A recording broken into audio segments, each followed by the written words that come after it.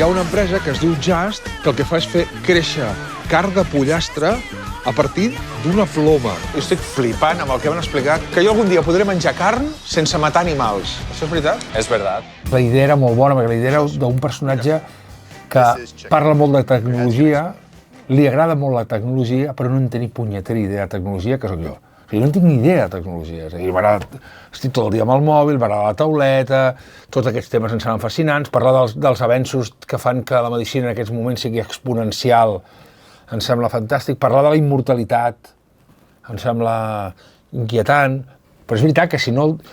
És veritat, és a dir, ens fa molt poc còmplices. O sigui, hauríem de començar a pensar que, per exemple, en un restaurant no ha d'haver-hi mòbils. Grups d'amics que diuen el mòbil es queda fora, no porta el mòbil i qui l'engegui se'n va fora. O sigui, cada vegada estic més d'acord perquè és que veus grups de gent aïllats, la gent jove viu aïllada. Això és una preocupació. A Twitter tenim això, tenim aquesta agència de notícies i a més, en lloc de ser EFE, Europa Press, Reuters i AP, tens tot el món. La Vanguardia, el País, el Nacional, el OK Diario, el Mundo, tots els diaris que vols, però després hi ha gent que no és periodista que fa de periodista o que vol fer de periodista.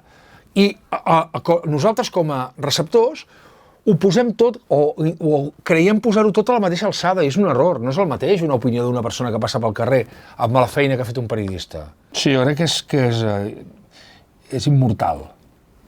Bueno, dic això i toco ferro perquè és que no... Però jo crec que ha sobreviscut a totes les idees de possible destrucció i a totes les figures apocalíptiques que deien que la ràdio... La ràdio té un component que no tenen els altres mitjans.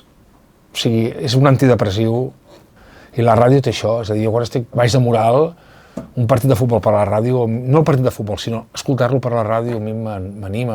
Per això crec que té aquest concepte o sigui, no hi ha un conflicte de si vindrà no sé quin invent audiovisual i acabarà amb ella. Ho han intentat la tele, ho ha intentat la tele en color, ho ha intentat internet, i no han pogut amb la ràdio. Per tant, jo crec que té aquesta màgia que difícilment serà destruïda. O sigui, el tema grupal és bàsic. O sigui, que hi hagi un bon ambient d'equip és fantàstic. Crec que aquest és un altre dels èxits. La naturalitat de l'hora de fer el programa, som tots plegats una mica el reflexe del que passa a la societat. És a dir, si hi ha una sèrie que té èxit, doncs parlem d'aquella sèrie.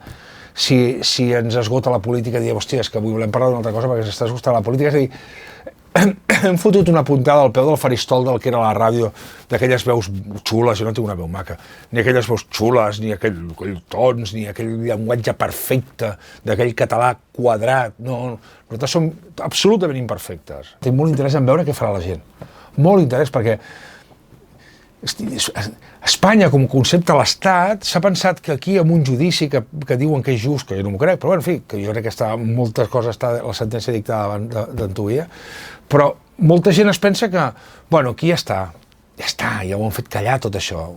No, aquí... Hosti, el que em sorprèn és que el tacticisme polític no ha permès que hi hagi hagut reunions de 40 dies i 40 nits entre tots plegats per veure com sortim d'aquí. I com hi hagi una sentència condemnatòria important, jo crec que aquí pot haver un resultat espectacular. Veurem, no ho sé.